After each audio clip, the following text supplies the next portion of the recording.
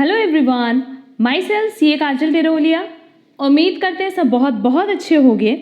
हमारा आज का जो सेशन है वो है related to MCom practice set 4। हमने ऑलरेडी 3 प्रैक्टिस सेट अपलोड किए हैं और वो तीनों ही प्रैक्टिस सेट में जितने भी क्वेश्चंस हैं वो हर एक यूनिवर्सिटी के लिए बहुत रेलेवेंट है। रीज़न बिंग हमने वही सब्जेक्ट्स ऑप्ट किए थे जो कि सारी यूनिवर्सिटीज़ के लिए कॉमन है। तो अगर आपकी वो क्लासेस मिस हुई हैं तो सबकी लिंक आपको डिस्क्रिप्शन बॉक्स में दी है, वो क्लासेस आप ज़रूर से कर लेना क्योंकि एग्जाम पॉइंट ऑफ व्यू से वो बहुत रेलेवेंट है। एक और पॉइंट हम बता दें एमकॉम एंट्रेंस एग्जाम 2021 के लिए कि हमने अपनी टेस्ट सीरीज स्टार्ट कर दी है और ये टेस्ट सीरीज तब तक चलेंगी जब तक कि सारी यूनिवर्सिटीज़ के पेपर कंप्लीट नहीं हो जाते। एंड लास्ट ईयर भी हमने सारी क्लासेस यूट्यूब पे तो अपलोड की थी, बट जिन स्टूडेंट्स ने टेस्ट सीरीज ऑप्ट किया था उनके लिए एक प्लस पॉइंट था। प्लस पॉइंट ये है कि तो जब आप टेस्ट सीरीज ऑप्ट करते हो ना तो आपको इसका बेनिफिट मिलता है। कैसे? आप जब 90 मिनट्स में और 60 मिनट्स में जैसा भी हमारा पेपर होता है, आपको ये पता चलता है कि कैसे उतने कम टाइम पीरियड में आपको पूरा 100 क्वेश्चंस अटेम्प्ट करना है। दैट इज़ आप अपनी एक स्ट्रैटेजी बना पाते हो कि किस तरीके से हमें कितने क्वेश्चंस कितने टाइम में अटेम्प्ट करने हैं। दूसरा, जब आप टेस्ट सीरीज के लिए ऑप्ट करते हो तो नो डाउट फ्रीक्वेंटली टेस्ट देते देते एक आइडिया लग जाता है, तो एग्जाम में भी आपको कोई प्रॉब्लम नहीं होती। रीज़न बिंग उसके पहले आपने ऑलरेडी 15-20 टेस्ट पेपर्स दे दिए होते हैं, तो कहीं ना कहीं प्रॉपर आइडिया लग जाता है कि कैसे अपना पेपर कंप्लीट करना है। प्लस जब हम लोग टेस्ट सीरीज के लिए ऑप्ट करते हैं तो कहीं ना कहीं हमें ये पता चलता है कि किस सब्जेक्ट की वजह से हमारा लॉस ज़्यादा हो रहा है। रीज़न बिंग अभी तक जो हमने 2 टेस्ट सीरीज कंडक्ट की हैं उनकी क्लासेस भी हम अपलोड करेंगे, बट बेसिकली वो प्राइवेट क्लासेस होंगी। दैट इज़ ये पेड टेस्ट है, तो उन्हीं स्टूडेंट्स के लिए वो क्लासेस अवेलेबल होंगी जिन्होंने पेमेंट किया है टेस्ट सीरीज के लिए। तो नो डाउट जब आप अपना स्कोर चेक करोगे, जब आपसे इंडिविजुअली हम डिस्कशन करेंगे रिलेटेड टू सब्जेक्ट्स, तो आपको एक आइडिया लग पाएगा कि किस सब्जेक्ट में आपको ज़्यादा मेहनत करनी है और कौन सा सब्जेक्ट आपका परफेक्ट है। तो सिंपली ये टेस्ट सीरीज ऑप्ट करने का आपको बेनिफिट यही मिलने वाला है कि ज़्यादा से ज़्यादा चांसेस होंगे कि आपका एमकॉम एंट्रेंस एग्जाम क्लियर हो जाए। लास्ट ईयर भी जब हमने सारी क्लासेस अपलोड की थी यूट्यूब पे, तो जिन स्टूडेंट्स ने टेस्ट सीरीज ऑप्ट की थी उनको ज़्यादा बेनिफिट मिला था और बहुत नॉर्मल सी चीज़ है। ज़्यादा बेनिफिट मिलने का रीज़न यही है कि जब आप फ्रिक्वेंटली इतने सारे पेपर्स दे दोगे ना तो आपको ओवरऑल हर चीज़ का आइडिया लग जाता है कि कौन से सब्जेक्ट में कितना टाइम डिवोट करना है, कहाँ से क्वेश्चन हमें पढ़ने हैं और कितने टाइम में हमें कितना क्वेश्चन एग्जाम में ऑप्ट करना है। तो इन टेस्ट सीरीज की सारी इन्फॉर्मेशन आपको हमारे Telegram channel as well as WhatsApp group पे मिलती रहेगी टाइम टू टाइम। दोनों की लिंक आपको डिस्क्रिप्शन बॉक्स में दी गई है, वहां से वो ग्रुप्स आप ज्वाइन कर सकते हो। तो चलो फिर हम लोग चलते हैं अपने आज की सीरीज पे। हम लोग स्टार्ट करेंगे अपना एमकॉम प्रैक्टिस सेट 4। अगेन हमने यहाँ पे 50 MCQs लिए और ये हर एक MCQ बहुत रेलेवेंट है एग्जाम पॉइंट ऑफ व्यू से। देखो हमारे पास सबसे पहला क्वेश्चन है, which account is prepare to know cash purchase और कैश सेल्स। नो डाउट अगर हम कैश परचेज या कैश सेल्स की बात कर रहे हैं तो हम किसकी बात करेंगे? कैश अकाउंट की, क्योंकि कैश अकाउंट में ही आप कैश परचेज और कैश सेल्स डालते हो। तो डेटर्स और क्रेडिटर्स में क्या डालते हैं? डेटर्स में हम डालते हैं क्रेडिट सेल्स और क्रेडिटर्स में डालते हैं credit purchase. Clear? Trading account की बात करें तो ट्रेडिंग में हम कैश सेल्स भी डालते हैं तो क्रेडिट सेल्स भी डालते हैं। वैसे ही जब परचेज की बात करें तो कैश प्लस क्रेडिट टोटल करके जो परचेज आता है वो हम डालते हैं ट्रेडिंग अकाउंट में। क्लियर? तो करेक्ट आंसर क्या होगा? D, cash account. Next, net assets minus capital reserve. अब देखो अगर हम लोग नेट असेट्स की बात करें तो बेसिकली हम लोग किसकी बात करें? टोटल असेट्स की, that is total fixed assets plus total current assets minus total current liabilities minus total long term liabilities. तो ये मेरा क्या आ गया? Net asset. अब नेट असेट में से अगर हमने कैपिटल रिजर्व माइनस किया तो ये बेसिकली फॉर्मूला किसका है? परचेज कंसीडरेशन का। तो करेक्ट आंसर क्या होगा? C, purchase consideration. Next, all direct and indirect expenses related to business are charged under, चाहे डायरेक्ट हो चाहे इनडायरेक्ट, वो कहाँ जाता है? ट्रेडिंग एंड पीएल अकाउंट में। बस इतना याद रखना कि ट्रेडिंग में हम डायरेक्ट एक्सपेंस डालते हैं और पीएल में हम इनडायरेक्ट एक्सपेंस डालते हैं। तो करेक्ट आंसर होगा C, trading and PL account.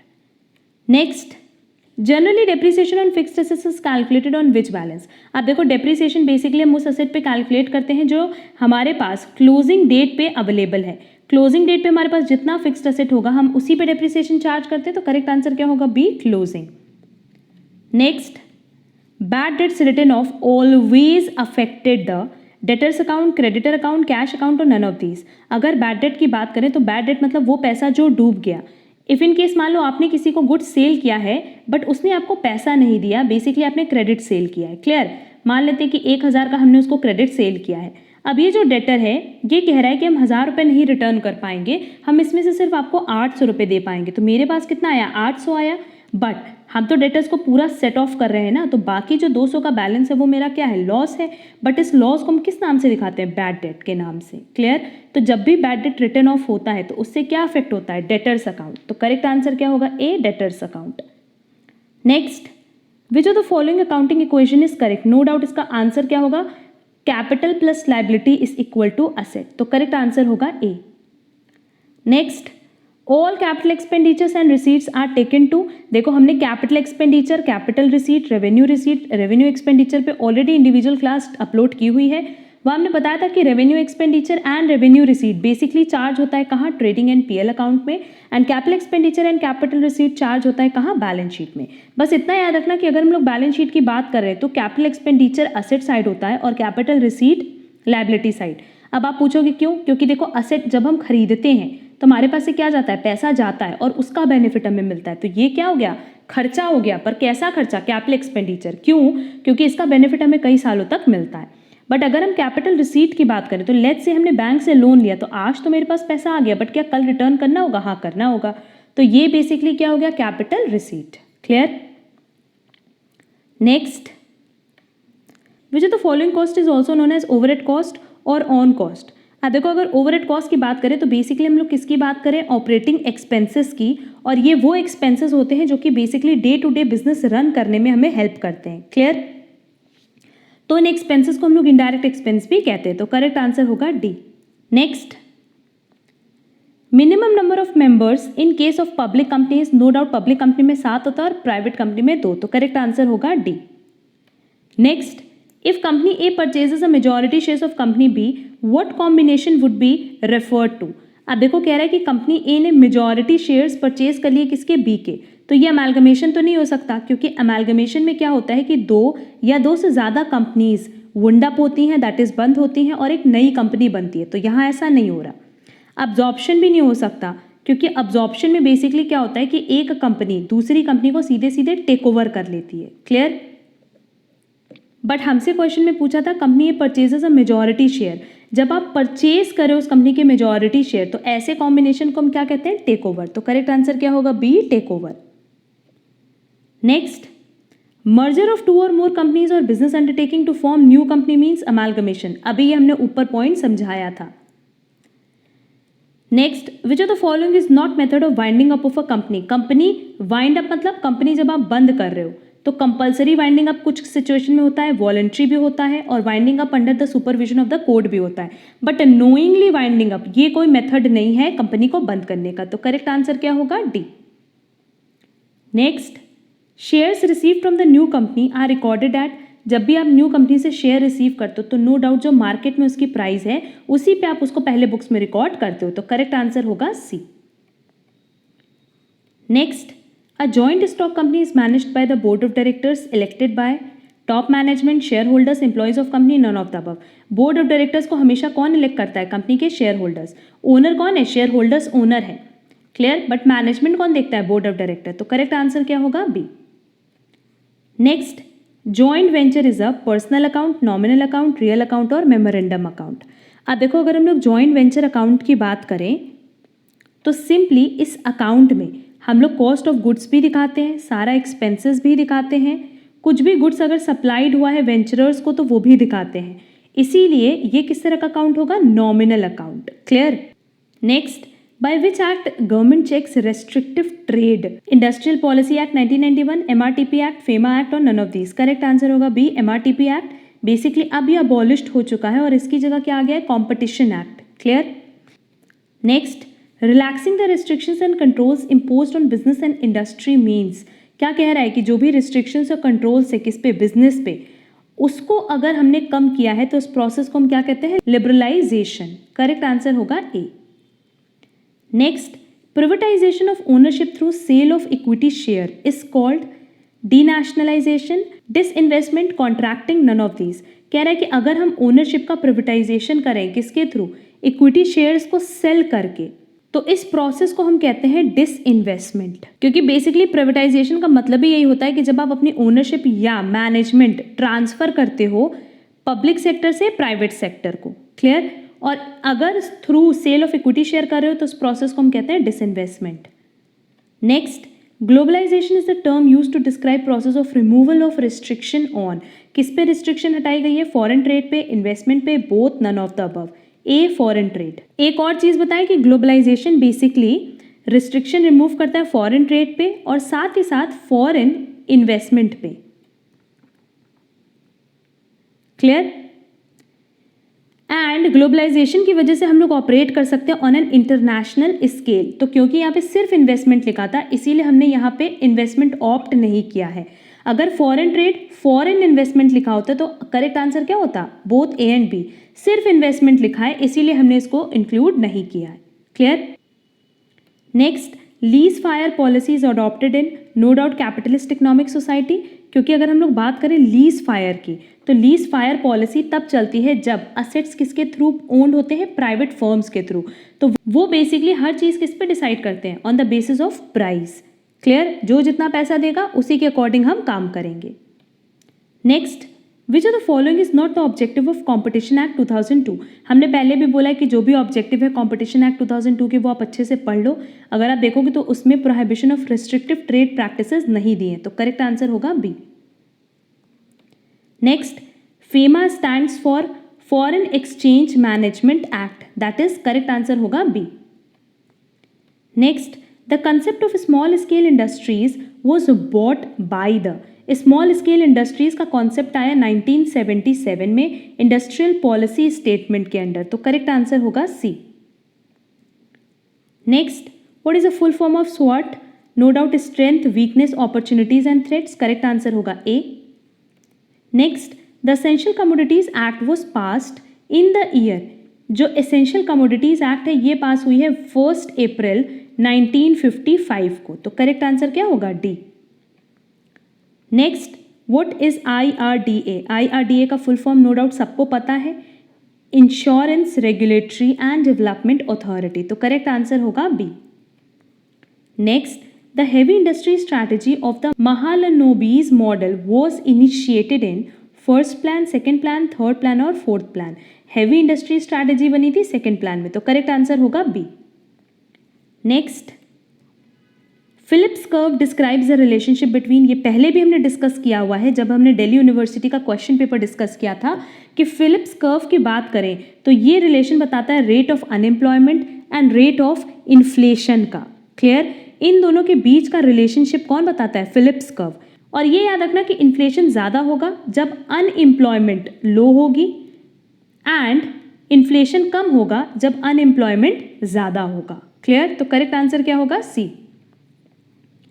Next, which one of the following is called the Gossen's first law? No doubt law of diminishing utility. ये क्वेश्चन भी हमने पहले डिस्कस किया हुआ है। Next, the terms TRIPS and TRIMS are related to. इसका correct answer है D, GATT. TRIMS का फुल फॉर्म है trade related investment measures and TRIPS का फुल फॉर्म है trade related aspects of intellectual property rights. Clear? और ये दोनों ही किससे रिलेटेड हैं? गैट से, तो करेक्ट आंसर होगा डी। अब देखो गैट की अगर बात करें तो यहाँ पे एक और पॉइंट बता देते हैं कि गैट को रिप्लेस कर दिया गया और अब इसकी जगह क्या है? WTO, that is world trade organisation. Clear? Next, IMF is a result of. IMF funds basically दो सोर्सेस के लिए यूज होता है। First one is quotas and second one is loans. और इसका करेक्ट आंसर है सी, ब्रेटन वुड्स कॉन्फ्रेंस, तो correct answer होगा C. Next, when a firm's average revenue is equal to its average cost, जब AR is equal to AC होता है तो हम लोग क्या अर्न करते हैं? Normal profit. अगर AR ज़्यादा होता तो सुपर नॉर्मल प्रॉफिट और AR अगर कम होता तो उस केस में loss. Next, under perfect competition price is determined by interaction of total demand and total supply. क्योंकि परफेक्ट कॉम्पिटिशन में फर्म क्या होती है? प्राइस टेकर, तो करेक्ट आंसर होगा ए। जहाँ पे total demand is equal to total supply होगा, वही हमारा इक्विलिब्रियम प्राइस होगा। Next, the kinked demand curve explains. अब देखो अगर किंग डिमांड कर्व की बात करें, दैट इज एक ऐसा डिमांड कर्व जो बेसिकली टूट जाता है। क्लियर? तो ऐसा कहाँ होता है? ओलिगोपोली में, क्योंकि ओलिगोपोली में फ्यू सेलर्स होते हैं और जैसे कोई एक सेलर अपने प्रोडक्ट की प्राइस इंक्रीज करेगा तो उसके जो कस्टमर्स हैं वो बाकी सेलर की तरफ शिफ्ट हो जाएंगे, और अगर कोई सेलर अपनी प्राइस डिक्रीज करेगा तो बाकी सारे सेलर्स भी उसको फॉलो करते हुए प्राइस डिक्रीज कर देंगे। तो यहाँ बेसिकली प्राइस का कंपटीशन होता ही नहीं है। जैसे अगर कोल्ड ड्रिंक मार्केट की बात करो तो आप देखोगे ऑलमोस्ट सारी कोल्ड ड्रिंक्स की वैल्यू सेम ही होती है। क्लियर? तो ये किसको एक्सप्लेन करता है? Demand flexibility, demand rigidity, price flexibility और प्राइस रिजिडिटी। करेक्ट आंसर क्या होगा? प्राइस रिजिडिटी, क्योंकि यहाँ पे यही दिखाता है कि प्राइस रिजिड है, आप प्राइस को चेंज नहीं कर सकते, और अगर आप प्राइस को चेंज करोगे, इंक्रीज करने पे आपका लॉस होगा और डिक्रीज करने पे सब आपको फॉलो करेंगे, तो एट द एंड हर एक सेलर को ही लॉस होगा, किसका? प्रॉफिट का। Next, with the introduction of GST imports ज़्यादा एक्सपेंसिव हो गए। जो हाई रेट्स अप्लाई होती हैं ऑन इम्पोर्ट्स, उसकी वजह से total cost of imported products भी इंक्रीज हो गया है। क्लियर? तो जीएसटी के इंट्रोडक्शन से इम्पोर्ट्स क्या हो गया? Expensive. Next, the rate of GST is applicable on goods and services are 0% है, एक 5% है, 12% है, 18% है एंड 28% है। ये बहुत important question exam point of view से, इसका करेक्ट आंसर होगा B. Next, GST would not be applicable to, GST किस पे एप्लीकेबल नहीं है? अल्कोहल पे एप्लीकेबल नहीं है, पेट्रोल पे भी नहीं है, नेचुरल गैस पे भी नहीं है। करेक्ट आंसर क्या होगा? D, all of these. Next, what is cut off turnover limit for compulsory registration under GST? 9 lakhs, 50 lakhs, exceed 20 lakhs, no limit for registration. Correct answer होगा सी, एक्सीड 20 lakhs। बेसिकली अगर हम लोग बात करें businessman की, तो उनके लिए जो टर्नओवर है अगर वो एक्सीड करता है 20 लाख से तो उनको रजिस्ट्रेशन कराना होता है अंडर जीएसटी, और अगर आप गुड्स के सप्लायर हो तो उस केस में आपके लिए लिमिट है 40 lakhs की। क्लियर?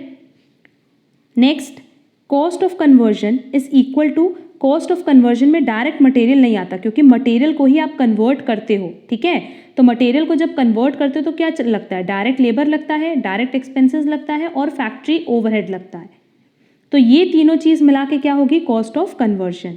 तो हमारे पास जो ऑप्शन दिया है उसके अकॉर्डिंग आंसर होगा D, direct labour plus factory overheads, plus इसमें क्या आ सकता है? Direct expenses. Next, while preparing the financial statements of an enterprise, the bad debt recovered has to be shown on। अगर bad debt recovered होता है, देखो इसकी पूरी एंट्री हम बता देते हैं। सबसे पहली एंट्री होती है जब आप डेटर्स को गुड्स उधार पे सेल करते हो, तो डेटर्स टू सेल लेस से ये 10,000 है। अब डेटर्स ने बोला कि हम आपको 1,000 रुपये नहीं दे सकते, तो मेरे पास कितना आया? 9,000 आया। जो पैसा नहीं आया वो कहाँ चला जाएगा? बैड डेट में, और डेटर्स को हम सेटल डाउन कर देंगे। तो यहाँ तक तो किसी को कोई दिक्कत नहीं है। अब अगले साल मान लो डेटर्स को ऐसा फील हुआ कि नहीं, हमें इसमें से 500 देना है पैसा, तो एंट्री क्या होगी? Cash account debit to bad debt recovered account. Clear? और फिर इस बैड डेट रिकवर्ड अकाउंट को हम लोग कहाँ डालते हैं? ये हम लोग डालते हैं क्योंकि हमारा फायदा हो गया, तो ये हम डाल देते हैं पीएल अकाउंट में। तो पीएल अकाउंट में कहाँ जाएगा? ये क्रेडिट साइड। तो ऑप्शन देखो, credit side of PL account, that is correct answer होगा B. Clear? Next, the excess of minimum rent over actual royalties is, क्या कह रहा है कि मिनिमम रेंट ज़्यादा है किससे? एक्चुअल रॉयल्टीज से, तो उसको हम क्या कहते हैं? Short workings. और अगर एक्चुअल रॉयल्टीज मिनिमम रेंट से ज़्यादा होती तो फिर वहाँ पे आता recoupment, that is short working recoupment. Clear? Next, which strategy provides a means for achieving a company's annual objectives. देखो सारे क्वेश्चंस पे हम डिटेल डिस्कशन करते हैं, बहुत सारे पॉइंट्स तुम लोग को नए भी पता चलते होंगे, बट क्योंकि बेसिकली हमें कुछ इंटरेक्शन आपकी तरफ से भी चाहिए कि आप कमेंट बॉक्स में कमेंट करो। वैसे तो बहुत सारे स्टूडेंट्स कमेंट करते हैं जिनको क्लास पसंद आती है, बट हम चाहते हैं कि कुछ आंसर्स भी अब से आगे की क्लासेस से कुछ आंसर्स हम आप पे छोड़ेंगे, सो दैट आप उनको सर्च करो, आप उनके बारे में नॉलेज गेन करो, क्योंकि ये इंपॉर्टेंट है एग्जाम पॉइंट ऑफ व्यू से। तब 42 का आंसर आप बताओगे कमेंट बॉक्स में, और उसके बाद हम लोग इस पे डिस्कशन करेंगे नेक्स्ट क्लास में। Clear? Next, which of the following helps a manager identify the opportunities and threats in the competitive industrial environment. अब देखो अपॉर्चुनिटीज एंड थ्रेट्स बेसिकली किसकी हेल्प से पता चलता है with the help of SWOT analysis, that is strength, weakness, opportunities and threats, analysing the competitive forces, market research, market analysis और sales analysis. अब देखो अगर स्ट्रेंथ और वीकनेस की बात करें तो इसमें तो कोई प्रॉब्लम नहीं, क्योंकि स्ट्रेंथ एंड वीकनेस इंटरनल की बात हो रही है, खुद की स्ट्रेंथ वीकनेस। पर अपॉर्चुनिटीज एंड थ्रेट्स किसकी बात करता है? एक्सटर्नल इन्वायरमेंट की, दैट इज एक्सटर्नल मार्केट की। और ये हमें कैसे पता चलेगा? With the help of analysing the competitive forces. तो करेक्ट आंसर होगा A. Next, which factor indicates the nature and direction of the economy in which a firms operate. अगर हम नेचर और डायरेक्शन की बात करें तो ये हमें पता चलता है with the help of economic environment. Clear? क्योंकि अगर हम लोग इकोनॉमिक इन्वायरमेंट की बात करें तो उससे ही हमें पता चलता है इकोनॉमी किस नेचर की है और किस डायरेक्शन में हमें प्रोग्रेस मिलेगी, दैट इज प्रोग्रेसिंग डायरेक्शन कौन सी होगी वो हमें पता चलता है with the help of economic environment. तो करेक्ट आंसर होगा A. Next, again question number 45 आपका होमवर्क है। इसका आंसर भी आप पहले कमेंट बॉक्स में कमेंट करके बताना, और उसके बाद हम नेक्स्ट सीरीज में जो हमारी 5th क्लास आएगी, 5th सेट आएगा, उसमें हम डिस्कस करेंगे। साथ ही साथ हम इसका आंसर सेंड भी कर देंगे Telegram channel and WhatsApp group पे। Next, which of the following factors does not influence the pricing factor of a firm. आप देखो अगर इसकी बात करें ना प्राइसिंग डिसीजंस की, तो इसमें बहुत सारी चीज़ें आती है। कॉस्ट आता है, मार्केटिंग मिक्स आता है, कंपटीशन आता है, सप्लायर्स, बायर्स, डिमांड, गवर्नमेंट, ये सारी चीज़ें आती हैं। बट क्या रिसर्च एंड डेवलपमेंट आता है? नहीं। तो करेक्ट आंसर होगा D. Next, there are 2 major ways in which a firm can gain cost advantage. The first is controlling cost drivers and the second is reconfiguring the value chain. देखो सबसे पहले तो होता है कंट्रोलिंग कॉस्ट ड्राइवर्स। अब रिकन्फिगरिंग the value chain का मतलब क्या होता है कि एक जो फर्म है वो अलग अलग और एफिशिएंट वेज डिज़ाइन कर सकती है, प्रोड्यूस कर सकती है, डिस्ट्रीब्यूट कर सकती है और मार्केट कर सकती है अपने प्रोडक्ट को। क्लियर? तो कॉस्ट एडवांटेज अगर चाहिए तो आपको कॉस्ट ड्राइवर के साथ साथ, कॉस्ट ड्राइवर को कंट्रोल करने के साथ साथ वैल्यू चेन को भी रिकन्फिगर करना होगा। तो करेक्ट आंसर होगा D. Question number 48 again homework है। तो ओवरऑल ऐसे 3 क्वेश्चन हमने आपसे बोले हैं, 42, 45 एंड 48। इनका आंसर अब साथ में करना। थोड़ा आप भी क्वेश्चन सर्च करोगे तो आपको भी टॉपिक के बारे में आइडिया लगेगा। ठीक है? उसके बाद हम इन तीनों क्वेश्चन को डिस्कस करेंगे अपनी नेक्स्ट सेट में। Next, law of diminishing marginal rate of substitution is associated with Hicks. ये हमने लास्ट क्लास में भी डिस्कस किया था। एंड आज का last question, what kind of tax is GST is. Goods and service tax की अगर बात करें तो ये किस तरह का टैक्स है बेटा?